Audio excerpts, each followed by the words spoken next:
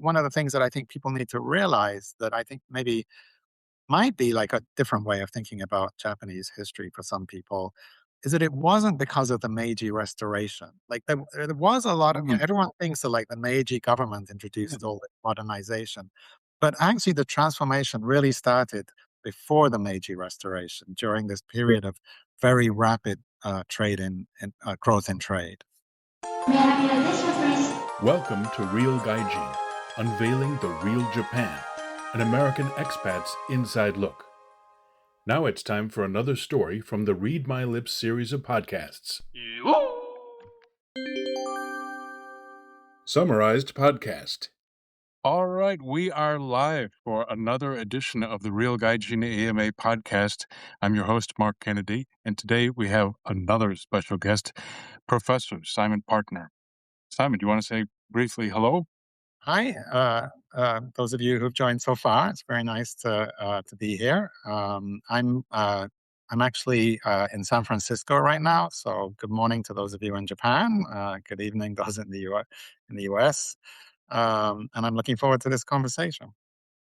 Terrific. Well, thank you very much, Simon. Now, for the rest of us, we should probably be addressing our guest as Professor Partner, but today we're going to talk as Yeah. Simon and Mark. Okay.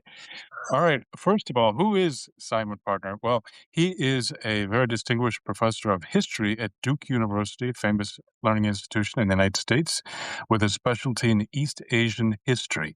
And today we're going to do a deep dive into 1860s Yokohama. I got to tell you, I'm very much looking forward to this because I used to live in Yokohama for several years. So I'm curious about what kind of places show up in the discussion. Before we get started, just a couple of housekeeping things. This is a live recorded session, which means you have the opportunity to ask Simon anything you want. It can span the whole gamut from 1860s to present day, anything you want to Simon. Also, we will be putting out a recording of this. Give me about 24, 36 hours, and I'll get the recorded session out. And Simon has his own Substack. We'll talk about that later, and you can, I'll put a link to that in the final write-up so that you can subscribe.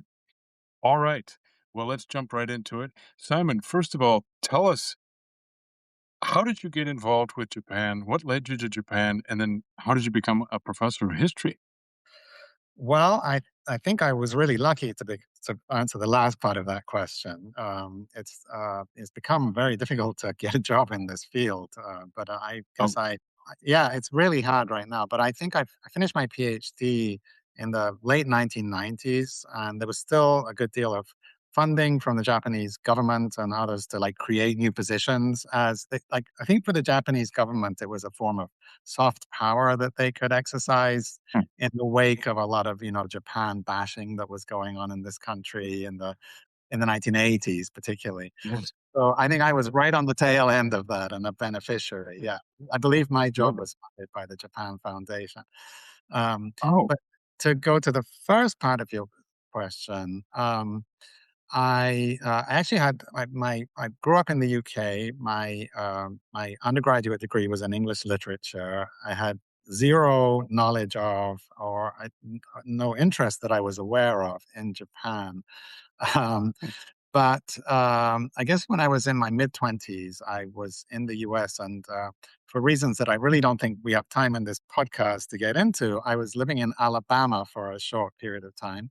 And one of the other people who sort of drifted into Alabama was Shima, who's now my wife, and we met maybe 45, well, more than 40 years ago, anyway, 42 or 43 years ago, and she was pretty convincing that I should know more about Japan and that I should be more interested in Japan. And I guess I had grown up with a kind of somewhat British take on the world that if it's not Europe, it doesn't really count, other than maybe the former British Empire. And so it was kind of a revelation to me to really see what incredible depth Japanese culture had. Of course, I got to visit a few times, meet her family. I started learning the language, and meanwhile, I was actually working in banking, and then subsequently as a consultant after that. So very different career trajectory, but I was spending a good deal of time in Japan, going back and forth, like doing research on, Japanese industries and so on. It was a kind of a popular time to be thinking about Japan, the 1980s, big boom going on there at the time, into the 90s. And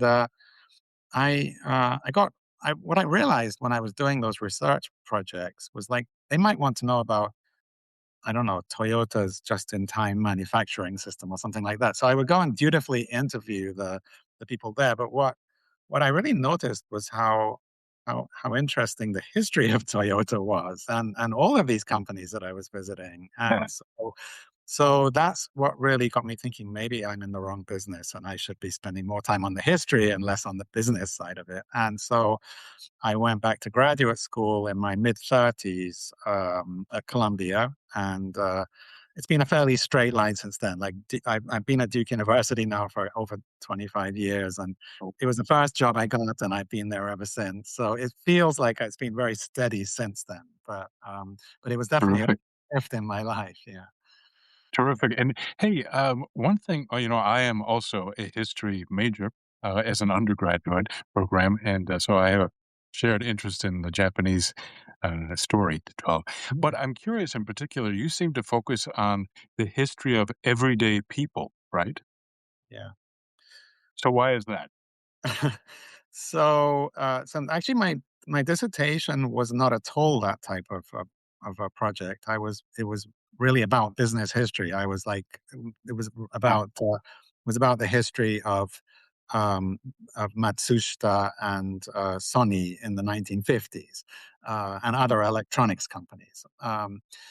But one of the questions that came up while I was researching my dissertation was like, where did so Japan was just transforming itself into a sort of mass consumer society at that time, but people were not very wealthy in the 1950s. Like, the average levels mm, of income were very low, and also the average, what would you call it, like, infrastructure of daily life was also very incomplete at the time. Like, I think, in the mid 1950s, maybe only 15% of the population was hooked up to a sewer line, for example. So there was mm, a lot of catch up to do in time. So in some ways, Japan like resembled a less developed country, mm. um, and yet there was this tremendous boom in electronics production and consumption in the 1950s. And I guess the big question that I was trying to deal with was, well, like, were the companies manufacturing this demand by just like using new techniques of persuasion, like advertising and marketing?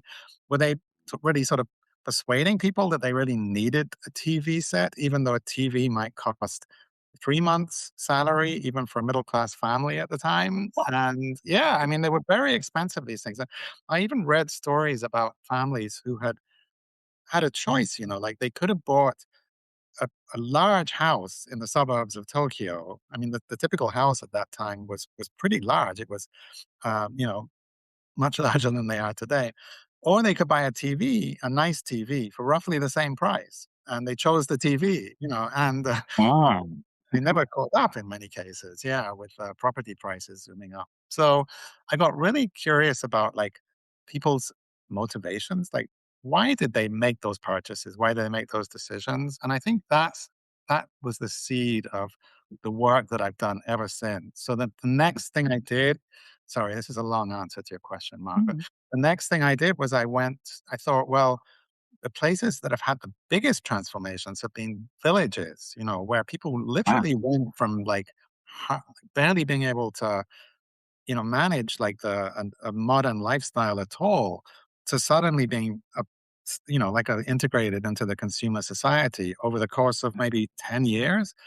And so much changed between 1955 and 1965 in Japanese villages. And so I thought maybe that's where I would concentrate. So my next project, I actually was an oral history. I went to one village, met all the villagers I could meet, and ended up spending a long time with one elderly lady who was born in the 1920s. And she just really told me about her entire life, sort of leading up to having a fairly comfortable retirement, as a sort of typical consumer, I guess. And so my the book ended up being a biography of her, essentially. And she was really like a very, like, not somebody anyone had heard of. But Mm. I found that method just very fascinating. This idea of finding somebody who wasn't distinguished necessarily in like the way we normally think of, fame or fortune or anything like that, but somebody who experienced these big changes in history and try and understand like how somebody who had to live the history that other powerful people made, how they experienced it. And that's really been what I've been looking for ever since. And I've been kind of, because like each because there's limited number of experiences I can, like, I suppose I could have spent the whole time working on the 20th century, but I was more interested in some ways on going back in time so that I could see other dramatic periods in Japanese history and how they were experienced by ordinary people. So, the book that I think we're going to talk about now is about Yes. Yokohama in the 1860s. So that's a long time ago, but I found that it is possible to access some ordinary people's experiences of that. The one I published most recently is actually starts in the 1830s, but don't need to talk about that one. Yeah. Okay. Well, that is terrific, and I like that kind of perspective on history as well. By the way, we have a comment from someone who has to probably has to go to work. They write, "But I'll watch later. My PhD was on 16th century Japanese history. Two of my mentors were Susan Hanley and Yamamura, Everyday Life in Tokugawa, Japan." Well, so this person can tune in later. Thank you for the comment.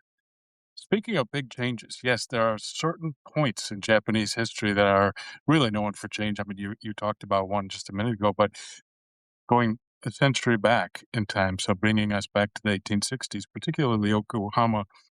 Yeah. Well, what is it about Yokohama? Why was that the center of all of these changes back in the 1860s?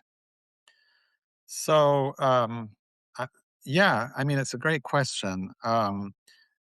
The real question, I guess, underlying that is what was Yokohama, and why, Mm, how, in what ways was it instrumental in changing Japan? And the short answer to that question would be trade. So, Japan had very limited exposure to foreign markets until 1859, when these new treaties kicked in. Um, and that the trade that it did have was very highly controlled. I suspect most of the people here probably are familiar with this history, but just briefly, most trade had to go through Nagasaki, and everything was basically um, unwrapped by the authorities, checked, taxed, and banned if it was something that they thought wasn't appropriate for the Japanese public, such as Bibles, for example. And so um, it was very tightly controlled, and these new treaties that the Japanese agreed to, somewhat under duress, mm, during the 1850s. So I mean, we can talk more about that, but I think in the background of the reasons that the Japanese agreed to these new trade treaties was what was happening in China, where Chinese Qing dynasty had been very badly humiliated in one war in the 1840s, and then the second Opium War broke out in the late 1850s, and so the Japanese government was watching that happen in real time, and it didn't go well for the Qing government, and so they were like wanting to do everything they could to avoid, I think, being dragged into a losing battle. And so they agreed. Really, I don't think there were a few people that thought it was a good idea to expand trade, but the majority thought it was a terrible idea.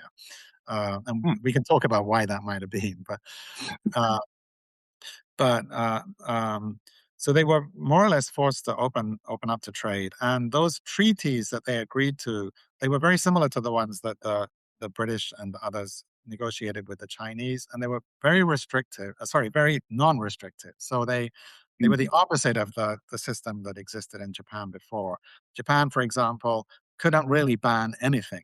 They succeeded in mm, they succeeded in banning opium imports, but that was almost the only restriction they were able to get. Um, and they also couldn't just freely charge tariffs or any of the things that the American president is trying to do now to control trade. they didn't have the freedom to do that. The tariffs were set at 5% maximum, and so they were really sort of almost forced, I guess, into a situation of what you might call uncontrolled trade, which was um, which was very transformative because it meant that it was a huge opportunity for a lot of Japanese, but it also had troubling consequences for many other Japanese because it caused inflation and disruption of various markets. There were definitely winners and losers, and again, I'm happy to talk more about that. But I think that's why Yokohama was so transformative, was because it was the center of this uncontrolled trade. So, just to give an example of the kinds of ways in which that transformed the market and really daily life for many Japanese people, the silk trade. So that was the number one thing that foreigners wanted was silk thread, Yes. and or raw silk. And the Japanese, of course, were already fairly big manufacturers of this, and as were the Chinese.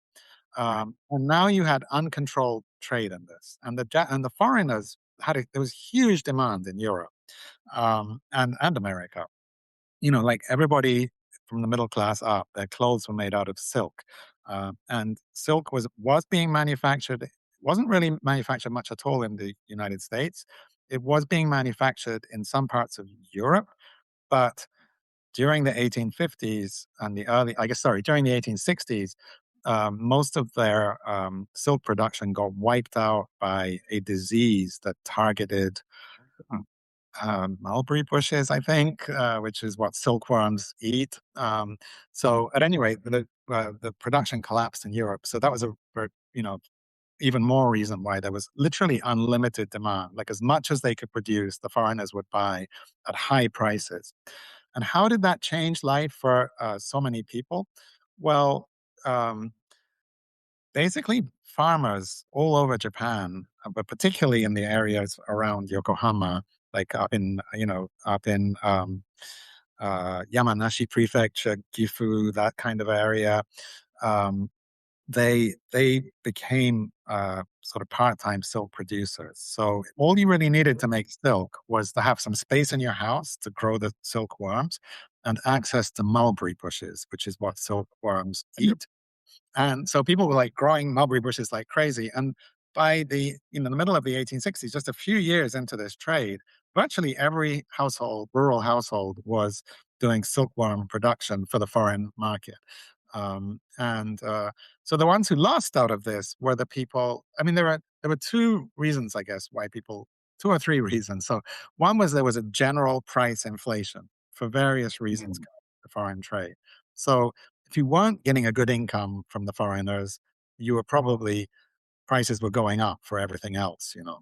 And then secondly, people who were like in the traditional industries, for example, Kyoto silk weavers, they were absolutely hammered by this because they now had to pay like two, three, four, five times as much for the same silk that they had been, buying before, and so they really couldn't compete. And anybody who was in a more traditional kind of relationship to the market had to really look out. For example, from the research that I did, like 90% of the silk merchants who were working before 1860 got wiped out during the 1860s because they weren't ready for this change. And 90% of the richest people in Japan had come from nothing during the 1860s as a result of foreign trade. Oh, that's fascinating. Yeah, it really was very transformative in that way. And it actually I think one of the things that I think people need to realize, that I think maybe might be like a different way of thinking about Japanese history for some people, is that it wasn't because of the Meiji Restoration. Like there was a lot of, everyone thinks that like the Meiji government introduced all the modernization, but actually the transformation really started before the Meiji Restoration, during this period of very rapid trade and growth in trade. That I didn't know that. And so tell us a little bit about what Yokohama was like at the time. For example, the area around Chinatown or Yamashita Park, was that there? Was that a wharf at the time? So the first thing, like people, probably many of you are aware of this, but Yokohama didn't really exist at all until 1859. I mean, it Ah, became the second largest city in Japan quite quickly yeah. after, but it really, I mean, there was a fishing village called Yokohama, but it, had a few hundred people living there. Oh, Yeah, I mean, it really wasn't a place. And uh, I, I don't know if Mark, tell me if this is too much information, and I'll stop and I'll move on. But the, the Japanese government were very calculating about choosing Yokohama as the place to develop this port. So the treaty that the Japanese and the British and Americans, I guess it was the first treaty was with America actually, and then the British quickly made a very similar one, and so did the French and others. And the treaties actually didn't specify; they specified Kanagawa as the place where trade would be allowed to take place.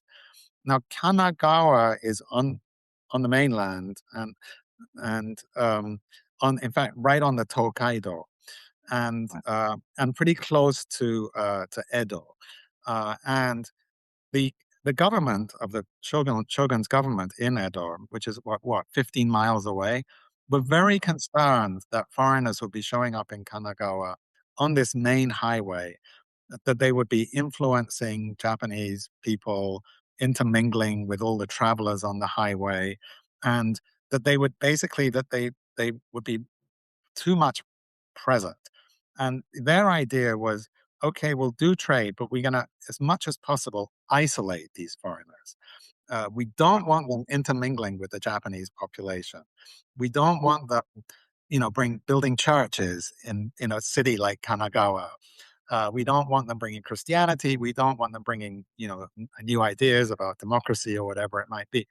And and so Yokohama was actually kind of a brilliant idea because they could argue that technically Yokohama was in the under the jurisdiction of Kanagawa. But it was just this little village on a peninsula. Like my geography is not brilliant actually, but it's like you go round the bay to get to Yokohama from Kanagawa, and it was completely undeveloped. And so the government decided, okay, what we're going to do is we're going to develop this place ourselves from scratch, and we're going to make it appealing to the foreigners so they don't actually want to leave. There were some rules that the foreigners were not allowed to travel more than a few miles outside the treaty port, which was supposed to be Kanagawa. So if they could keep them in Yokohama, then those limits would be even more restrictive. And, like they wouldn't be able to just travel to Edo, they wouldn't be able to move around. And hopefully they would want to stay where they were. And so I'm getting to answer your question. So that so the design that they came up with was an extreme example of urban planning, in fact.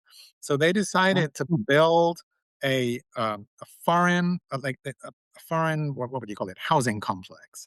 yeah. That was in the area of Yamashita Park, where all the piers are, where the boats are, and so on.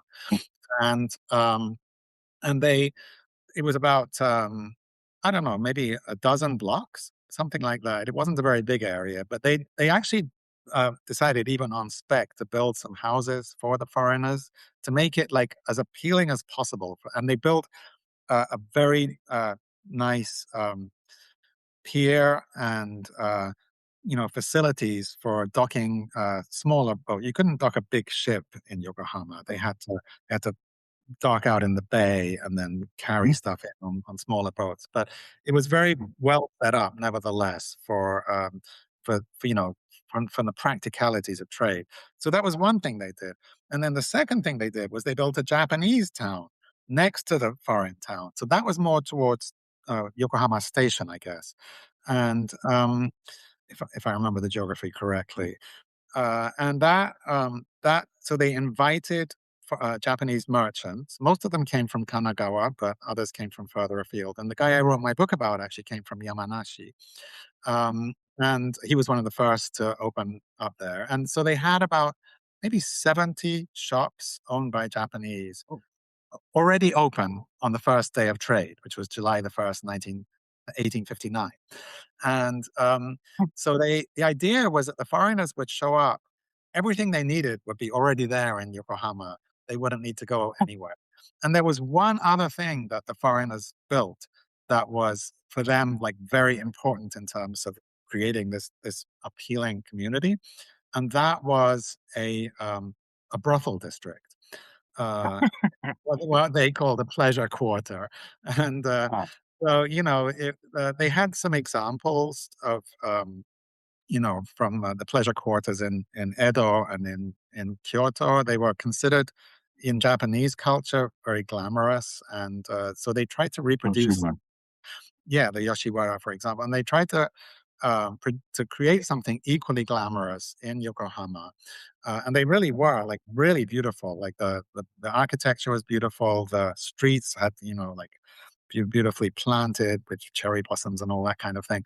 The only um, I guess, I mean, obviously this has a really dark side to it. The foreigners loved it. They absolutely loved it. And the idea was like, they wouldn't need to go anywhere else, and they wouldn't Ah, bother. They wouldn't bother containment. anywhere else. All their needs would be met there in Yokohama. It was actually, Literally. I'm less sure about like where I can map this onto in modern Yokohama. I'm Hmm. sorry. Although I remember trying to go there once before, but there's no trace of it now. But at the time, it was a moated area. The whole of Yokohama was actually moated. There were only two entries to the town, both across like boardwalks, because it was marshy, and both of those entries were manned by samurai guards so that they could control Mm. who came in and out. So it was really controlled, the whole thing. Um, and yeah, the entertainment district had a moat around it, and very sadly, in the I think 1866, there was the whole thing burned to the ground, and a lot of the women in it couldn't get out because Oh, they couldn't swim across that moat. Yeah, so oh no. Uh, yeah, but they rebuilt it afterwards. Yeah, oh, wait, yeah, I can imagine that. So, how about that area up at the top of the hill above Yamashita Park, Yamate area, yeah, where there's a foreign cemetery and all that? Where yeah. was that yet to come in the future or not developed yet? The foreigners liked it from the very beginning, but it was not intended, I don't think, that they should live there early on. No, the idea was that they Okay. would live on the waterfront. Most of them were Right. merchants of one kind or another. Um, but it didn't take long for them to see that that it was really nice up there, and they started, Yeah. buying up property and building fairly Okay. soon. Yeah. Mhm. We have a question, and Okay. it's a fascinating one. First of all, it says, fascinating talk. Yeah. Was Kobe seen as a rival to Yokohama at the time? Yeah. So, I mean, the answer is no, because Kobe was not opened as a port until much later, like 10 years later. Ah, And so Yokohama had a big head start. So when Yokohama opened let me take one step back and give a brief history of like what trading facilities did exist. So the um, the first treaty that the Japanese signed was with Commodore Perry in 1854, and that called it didn't allow open trade, but it did. One of the things that the Americans were very upset about was that there was a big whaling industry in, okay. in the Pacific, and the whale ships needed to take on provisions, fresh water and food, and they Mm. would show up in Japanese ports and be sent away at gunpoint. And even if they were in distress, the Japanese had a rule in the 1830s and 40s: don't ask questions, just shoot first, shoot cannons. So that's one reason why the Americans were so upset with the Japanese and felt that like they had a right to be a little aggressive about this, I think. And so they did negotiate in that agreement that there would be some facilities would be opened where foreign ships could dock, take on provisions, and do like necessary trade for food and so on. And those ports were Hakodate in Mm. Hokkaido and um, Shimoda in Izu. Hmm. And Shimoda, actually really flourished through the 1850s, but it was hit by a terrible, it was completely destroyed in 1859, I think, 1858 by a tsunami. Had a Oh, yeah, certainly. earthquake and tsunami, yeah. And but it was also like, those who've been there know, it's like a pretty hard place to get to it. So it wasn't very convenient for foreigners, I think, to be trying to expand trade there. So the treaties that then the Americans um, then negotiated that supplanted the 1854 treaties. They began in 1859, and they called for three ports to be fully opened immediately, and those were Hakodate, Nagasaki, which was already doing trade, but it became a free port, and Yokohama. But Yokohama was by far the most prominent in terms of trade because Mm, it was, for one thing, it was close to the silk producing areas. yes. And for another, it was close to Edo, which was, the political center and a huge metropolitan area. And so Yokohama grew incredibly quickly. Yeah.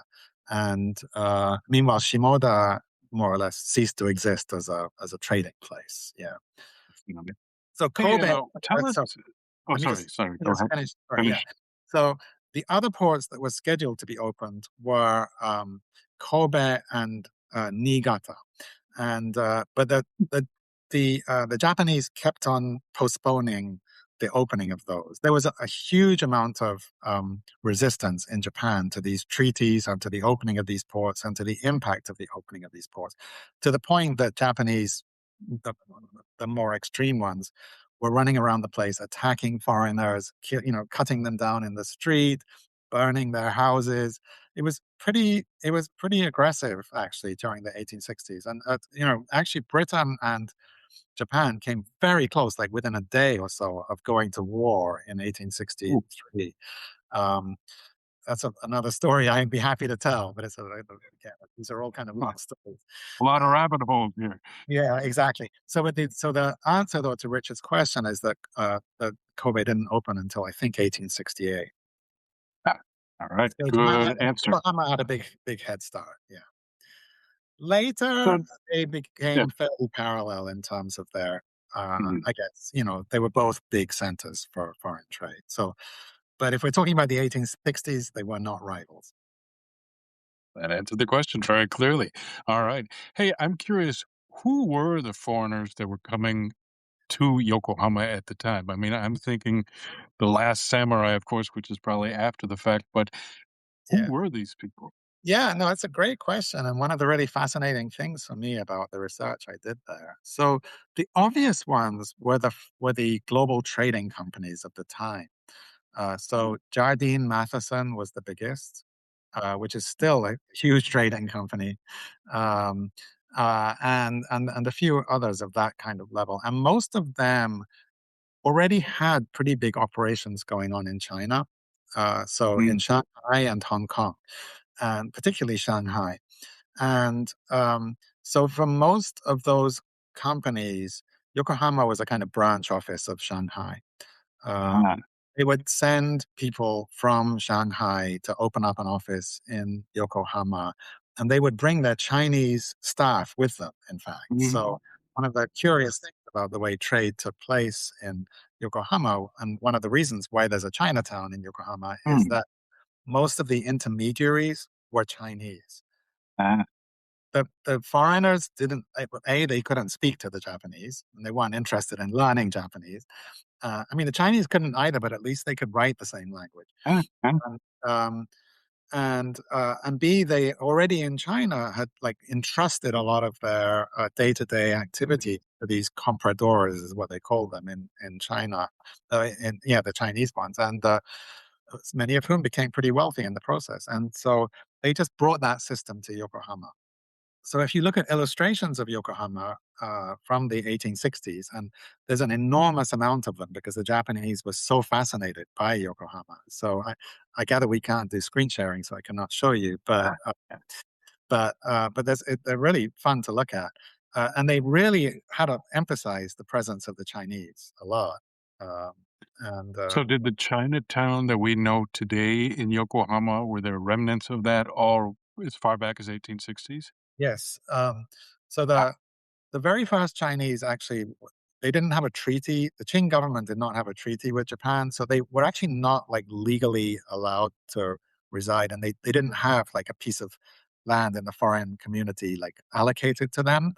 Uh, Ah, so so I think at the very beginning they were just kind of subletting or living in the same houses as the European or oh, American mhm, employers. But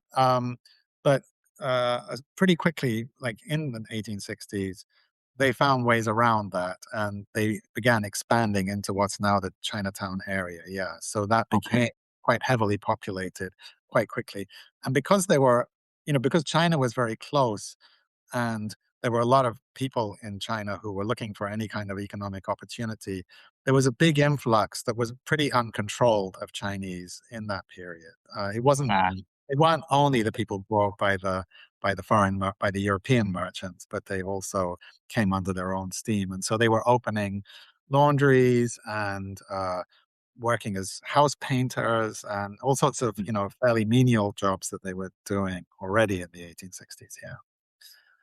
so at the risk of going down another rabbit hole, you just reminded me. I remember walking through town in Yokohama one day and found a plaque on the street commemorating an American physician, I think from the University of Pennsylvania, who is credited with developing at least the rudiments of Romaji.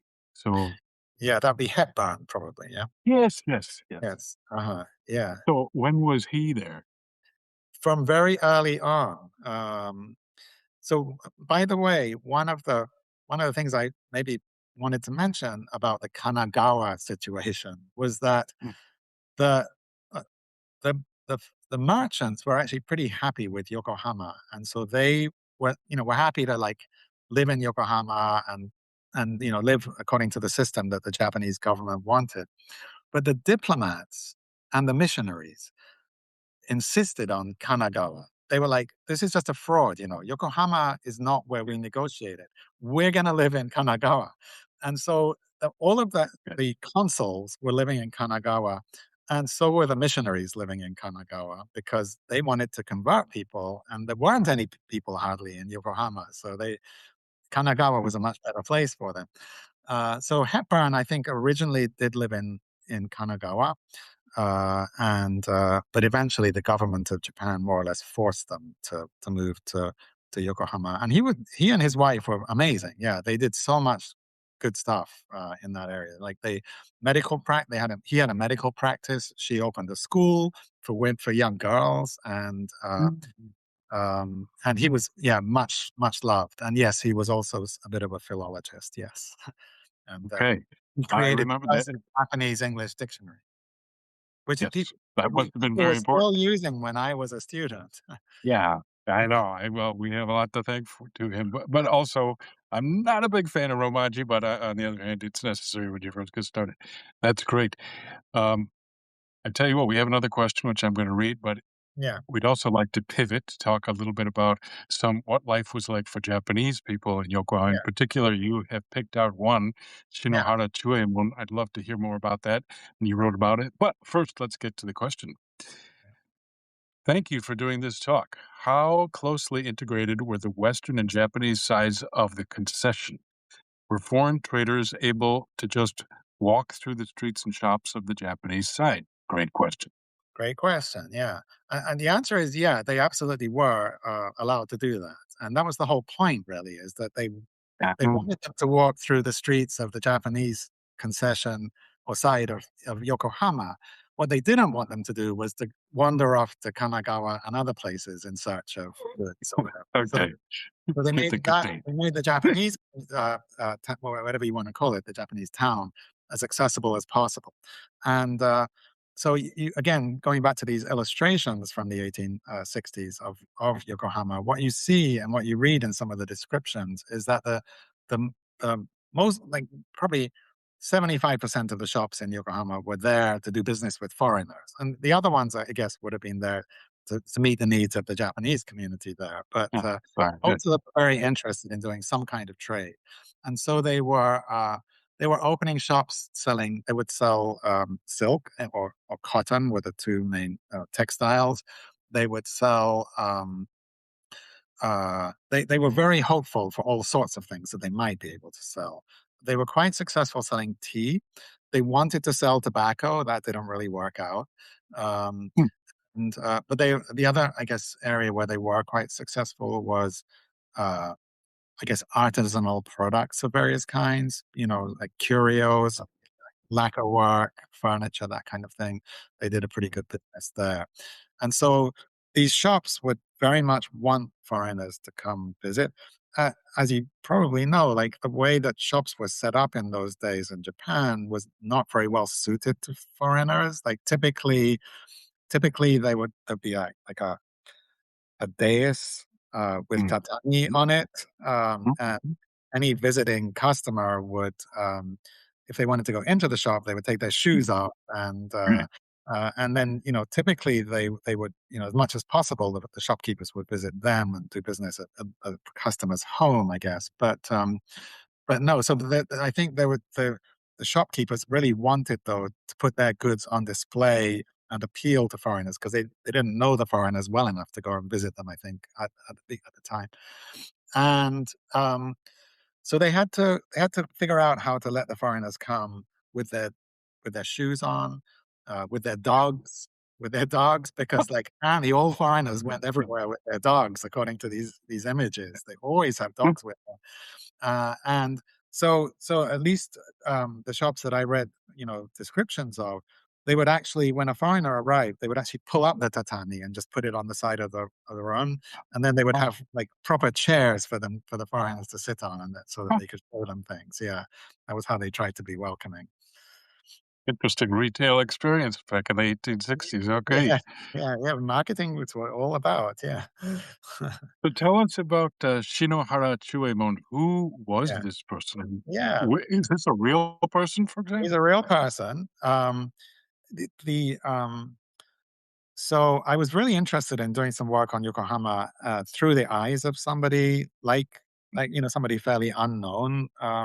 Mhm. It turns out that the vast majority of records that might have been about Yokohama were destroyed in the Great Kanto earthquake in 1923. Like, all of the city buildings burnt, and all of the city records and the archives. And so Shinohara Chūemon was actually not from Yokohama. He was from that area even. He was from um, near, I've forgotten what the name of his city is actually. It wasn't Kofu. But anyway, he was from Yamanashi Prefecture, what's now Yamanashi Prefecture. Um, and he he left his son behind, his eldest son, who was an adult. And yeah, the idea was that the son would ship stuff to him in Yokohama, Ah, like the produce of Yamanashi, and that Chūemon would sell it. And as a result, there's a lot of letters between the two that the Shinohara family kept, luckily. mm, So that was the source that I was able to access to wow. about Chūemon. Yeah. So who was he? He was a fairly successful. He came from a fairly, affluent family, I would guess. They were farmers, but they probably had some business interests beyond that, local trade, that kind of thing. So, and he was 50 years old, which is not that young, Mm, mm, for somebody to like start a completely new life like he did. yeah. And he also, um, I think he had lived in Edo for a while, like so he was pretty well acquainted with kind of how government worked and that kind of thing. And Mm, so what happened was the Edo government, put out a kind of a call, and I don't actually know how like they distributed that information, but they mm, were like, anyone who wants to open a shop in Yokohama, please send in an application by such and such a deadline. And yeah, yeah, like by far, yeah, you had to be approved, and you had to, it was all pretty tightly of course. controlled. Yeah, yeah. And almost all of the people did were either wealthy Edo merchants who wanted to sort of expand into foreign trade, or they were fairly local people, mostly from Mm. Kanagawa, who wanted to, you know, take advantage, I guess, of this opportunity, or maybe who were bullied a little bit by the government. I think people had to be kind of talked into doing this because it was a fairly big expense and it was risky. You know, you had to build your shop at your own expense. The government Oh, didn't pay for that. wow. And yeah, and then you didn't really know like what was going to happen once these unknown Mm. people arrived. You know, like there were going to be language barriers. There was a lot of unknowns. So Chūemon was the only person from beyond like the local area really that applied. Um, Oh, I, why? I'm so interested in why. I don't yeah. know, you know, because there's so many reasons why he might not have. Like he wasn't Right. hungry. He was already pretty well set up. Mm. He Mm. had like 6 or 7 children. You know, Oh, so he had like a big family, and you know, like he probably was in a position. The oldest one was already in his 30s, I think, or 20, like right. 20. So he was probably in a position where he could comfortably have retired and just left it all to his kids to take care of. And Mm. instead, he decided to leave everything, Huh, walk. You know, there was no like other transport, you know, that's right. to Mm. Yokohama, and then invest everything he had in setting up this shop. So it was very Yeah. interesting. I really don't know the answer. I think part of it is that he was a tremendous optimist and he just saw this Mm. as being a unique opportunity. And he must have had a lot of curiosity, I guess, as well. And part of me wonders, like, maybe he didn't get on with his wife, or maybe he just, you know, that maybe he wanted some reason to get out of Yamanashi. I don't know. Okay. Yeah, it's hard to, I'll never know, I guess. But anyway, he did that. And so he left his eldest son in charge. His wife came with him for a while, but not for long. She didn't much care for life in Yokohama, and Oh, she went back. His second son did join him, and who was I think 17. Did join him in Yokohama, and the idea was that he would be like his main helper and co-worker. But in fact, a lot of the letters are agonizing about how incompetent this boy was, and he kept on making the dumbest mistakes. And so that was he ended up being a bit of a drama, I guess, for Chunmo. But anyway, so that's who he was. Yeah. and what was his business? So I think trading in agricultural products Okay.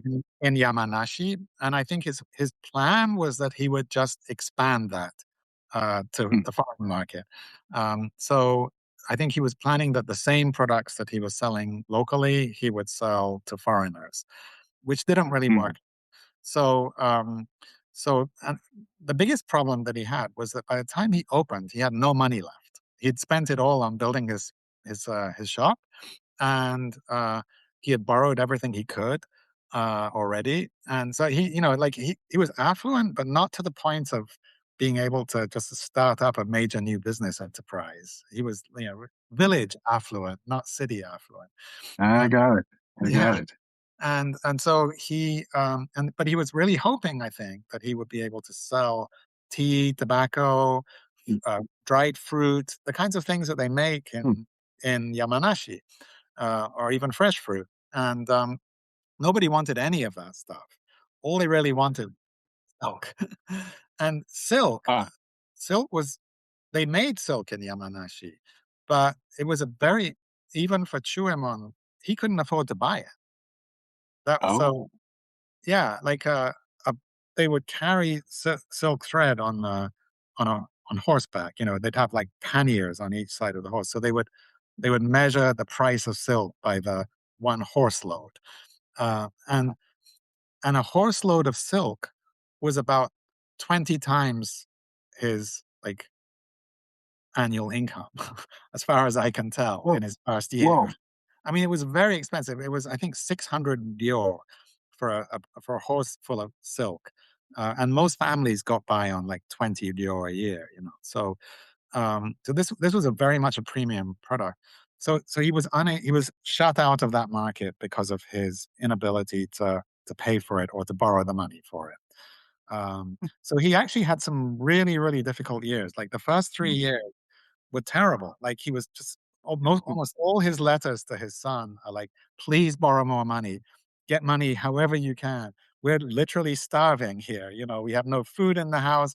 They got sick, and so at one point they were all like in bed. Like they might, they were just, it was terrible. Their shop caught fire once, and they had to rebuild it. It was really, really. They had a few very difficult years, and then he was saved by an unexpected event, which I think actually is somewhat emblematic of the kind of unknown nature of foreign trade and the unexpected consequences it can have. So there was an enormous boom in the cotton market in 1863 and 1864, fairly soon after he had, like in his second and third year after already getting started. Maybe even started in 1862. Mark, can you or can any of the listeners guess why there was this big boom in cotton? What did it have to do with the American Civil War? Absolutely, it did. Yeah. So the Mm, that's right. southern cotton was being embargoed by the North, and so the global cotton supply, which the South had been providing a lot of, was completely choked off. And so, for example, the big cotton cloth factories in England, Manchester, and places like that, they didn't know what to do, and so it was a huge opportunity for a short time for the Japanese to step in and fill some of that demand. India, Isn't that amazing? yeah, yeah, amazing. I'm not sure, like, I'm not sure that Chūemon himself ever totally figured out, like, why these price increases are happening. He never mentions the civil He was war, okay with global it. affairs, yeah. But he did benefit, and he became quite wealthy as a result of that. I mean, he was Huh. always very hand to mouth. Like, he would borrow to the absolute hilt, and he would turn around the product as quickly as he could because he was so leveraged. So he would pay extra to get the message through quickly. Like, I've got a buyer, send the cotton, send it by express, delivery, and express delivery basically meant somebody running along the highway to Yamanashi, literally running. But he was able to make pretty good money, and so by the middle of the 1860s, he considered himself to be quite successful and quite wealthy, I think. But if I might just like look ahead a little bit, the exact same unexpected consequences of global trade that made him wealthy also ruined him. So he went broke in 1871 or 72. I'm not very good on my dates, I'm afraid. But um, the global silk market suddenly collapsed in uh, in 1871 or two, I forget which. Again, can any of you, to you, Mark, or can anyone guess why? Wow. Well, okay. Yeah, we need a lifeline out to the chat here. We've got a question, by the way, coming up. No, I don't know. On the So tip of my tongue here. the Franco-Prussian War. So Of It's course. like, I mean, who would Who think that knew? but France and Germany went to war, what the first of many that were to take place Yeah. over the century. And, Prussia was like an up and coming new nation, and they were very aggressive, and they had Bismarck, I think, in charge. And I don't know all the ins and outs, but they had a very efficient military. And the French, I think, ended up at war with them. I don't even know why. And were very confident that that this upstart nation wasn't going to be a big problem. And they were absolutely routed by the Germans. So there was a big battle, the Battle of Sedan. And I think the emperor at the time, Napoleon III, maybe, was actually captured by the Germans and held prisoner, if I'm not mistaken. And it was an utter disaster for the French. It was a rout. And then that left an open road to Paris. And so a week or two later, the German army was surrounding Paris and besieging it. And so and Paris had been the big, as you probably know, the big center of the global fashion market and the global textile, like luxury clothing market. It was the biggest market, I think, for silk in Europe. And suddenly the Parisians, having been like, the glorious center of fashion, were eating cats and rats and doing their very best just to survive another day. And so as soon as the news about that Battle of Sedan reached the global market, the bottom fell out of the silk market. And by that time, Chūemon was dealing very heavily, actually not in silk thread, but in silkworm eggs, which was another big export product to Europe to help replace the loss from that disease I mentioned earlier. Oh, yes, you did mention. Yeah. And he was continued to be very leveraged. Like he never lost that habit. And so he I think the price went down by about 70% or something on those eggworms that he had already dispatched to Europe. And what he got back wasn't anything like enough to pay the loans that he had taken out. And so from that point, he never really recovered from that. Yeah. Wow. It's fascinating to hear how much of a risk taker this person Yeah. was. Yeah. I mean, yes. Um, aren't most entrepreneurs? I guess that's Well, yeah, yeah, what he really was. Yeah. And yeah. no, I think if there's a lesson that I took away from this project, it was that like we tend to think about Japanese history in terms of like what makes Japan different and Mhm. what's unique about Japan. And I think there's been a sort of a habit in the West of thinking in those terms. But I think that the fundamental desire to like just better your conditions of life and Mm.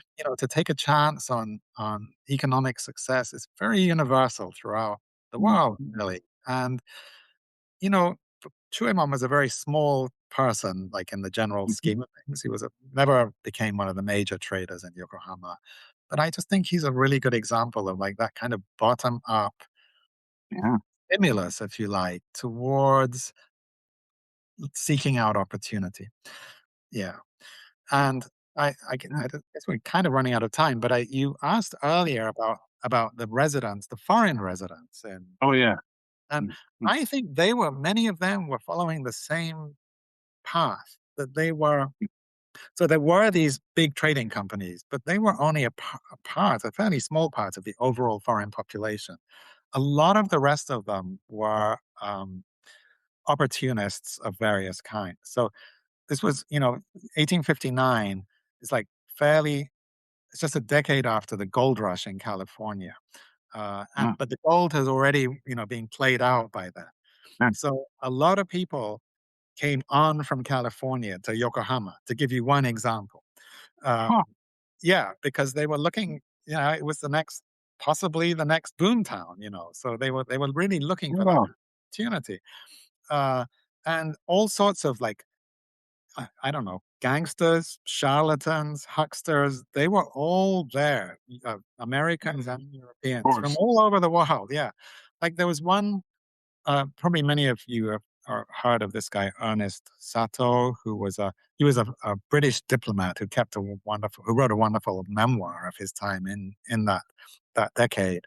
Um, and when he describes like these this hotel, for example, like the conditions in Yokohama in his diary, he mentions like gunfire going off at night and Mm. terrible, huge fights going on and noise and it was really pretty chaotic, I think. Yeah. So I think it was a boom town Oh, for a lot of sailors, obviously, because it was a ah. port, and so there was a tremendous amount of drunkenness, a lot of pretty bad behavior, and a lot of interesting charlatans and just interesting people showing up. Yeah. Well, now I know I ended up in Yokohama many years ago. No. Kidding. Hey, we have a question. We have a Yeah. question here. In various parts of Asia, there was trade in spices and teas. How significant is this trade with Japan in the 1800s? Yeah, you alluded to tea before. Yeah, spices, I not so much, I don't think, but tea, yeah, tea was an opportunity, and of course, the Chinese tea trade was enormous, and it was probably quite difficult to compete. But tea, I believe, Ah, was the second biggest export after silk, right up until the end of the 19th century. So it was, and they were uh, you really. My colleague, who actually lives down the road from me in North Carolina, Robert Hellier, has written a book called, I think, Green Tea with Milk is the title of his book. And it's all about great. the Japanese tea trade to America in the 19th century. It's really well worth looking at. Yeah. So apparently, like a lot of the tea that was actually being exported was green tea, similar to the kind of tea that Japan Mm. exports today. But Americans would drink it with milk, evidently, and that was their idea of tea. But I think there were also facilities on the waterfront where they would roast tea according to and make black tea out of it and send it overseas that way. Yeah, it's a really interesting topic that I would love to know more about myself. But Right, very good. Well, that's a good segue, though, into where would you want to go visit if you could be transported back to Yokohama in the 1860s? Oh, wow. Uh, I would want to go, either at New Year's or at one of the times where they have a big shrine festivals.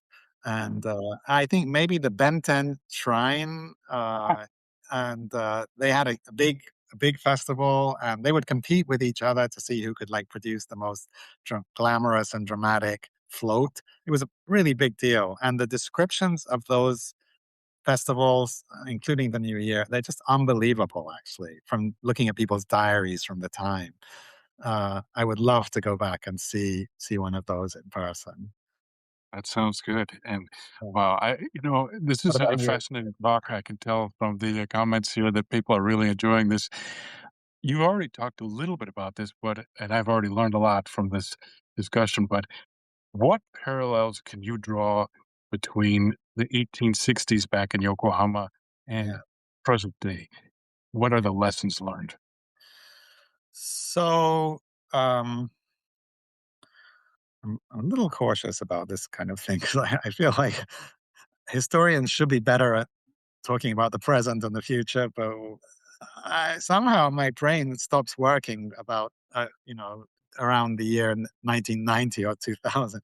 But Okay. I'll try and respond. So, um, I, my sense is that um, America, particularly, but maybe many countries, um, has continued to have like a, policies that are not necessarily as well, like they're not necessarily informed by a deep understanding of the cultures of the places that they are pushing up against. And I think we've seen a few examples in recent decades of American hubris, arrogance, I don't know what you want to call it, in terms of, taking on enemies that may not, if they really thought about it, might not even be enemies. And I think China right today is a really good example.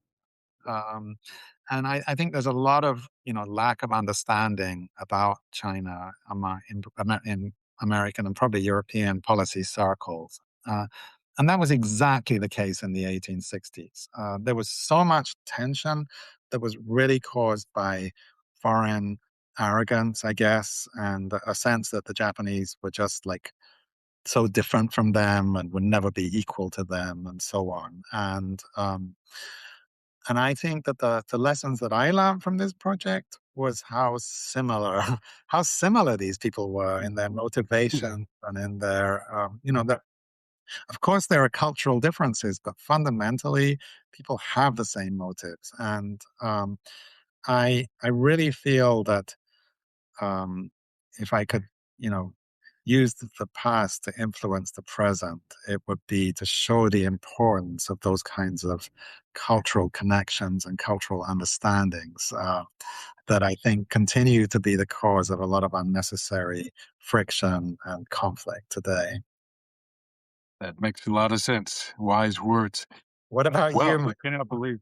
Yeah, well, I'd first of all, I think one thing that you mentioned was that the Meiji Restoration was kind of predated by all of these economic changes, and also the fact that the silk trade was so important is a big takeaways for me. Yeah. I cannot believe how fast this hour went, really quickly.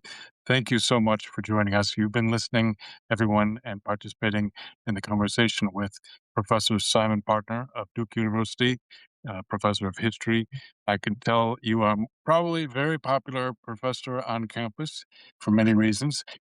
You've written several books, which we have put links to in the write-up, and I'll put that in the final write-up too. Tell us, though, before you go, you're also the author of your own Substack. Yeah, I'm glad to have a chance to plug that. Thank you. So this is a new project for me. I started it at the beginning of this year, and it's called Life Stories from Japan. So it's continuing this idea, mostly like bottom up, kind of trying to understand Japanese history through individual life stories. Um, Mostly, I'm not trying to draw big lessons from these stories, but just to tell the stories. And I'm hoping that the interest of the stories themselves will be enough to keep readers, connected. And I publish an episode each week, so around 1,000 words. And the longest of these stories ran 8 episodes, and the shortest 2 episodes, I think. And they've been on a variety of people. Because I'm spending a bit of time on the West Coast at the moment. Some of them are about Issei immigrants to Oh, San right. Yep. Francisco and other I read American about cities. it. Yeah. And others, though, are about just people that I found interesting. So I put one whole kind of series on what I think sort of women who broke boundaries in one form or another. So the one I recently finished was one that I really enjoyed writing was about a famous actress who fled to the Soviet Union in the 1930s and spent the rest of her life in Russia, and how she navigated that extraordinary transformation in her life. Um, I've just published one in the last couple of weeks about a mysterious woman who lived in Vladivostok in the Yeah. 1890s, who had 3 children by a Black American man. It was a really fascinating story in its own right. These are the kinds of sort of stories I'm trying to get at. And I'm also, for those of you who are practicing historians, I'm very interested in having guest authors contribute also. So if you're at all interested, just be in touch with me. I have a few guest stories coming out soon. Yeah, Terrific. please check it out. I appreciate it. And thanks for giving me the time to plug that. Oh my goodness. Well, I'd encourage everyone who's live with us right now, and there are quite a few people, but also listening to the recording. I'll put the link to all of these resources in the final write-up. Simon, Please. thank you so much for joining us today. Have a good rest of your day in San Francisco, and we will look forward to having you back on the Real Gaijin AMA podcast, because there's a lot more we could talk about. All right. I enjoyed it very much. Thanks. And thanks everyone for tuning in so early in the morning. Thank you. All right. Goodbye. Take care. Bye-bye. Thanks for watching and or listening to another story from the Read My Lips series of podcasts on Real Gaijin. Tell us what you think and be sure to tune in again next time.